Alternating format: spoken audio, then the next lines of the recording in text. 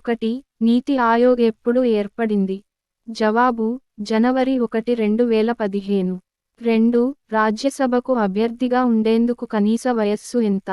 జవాబు: 30. 3. భారతదేశం మొదటి న్యాయ మరియు న్యాయ శాఖ మంత్రి ఎవరు? జవాబు: భీమ్రావ్ అంబేద్కర్. 4. భారతీయ జనసంఘ్ ఎప్పుడు స్థాపించబడింది? జవాబు: అక్టోబర్ 21, 1951. 5. ఆజాద్ హింద్ ఫౌజ్ ఎప్పుడు యాక్టివేట్ చేయబడింది? జవాబు: 1942.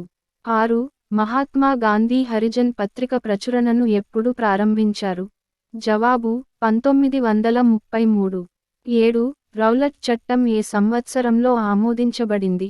జవాబు: 1919.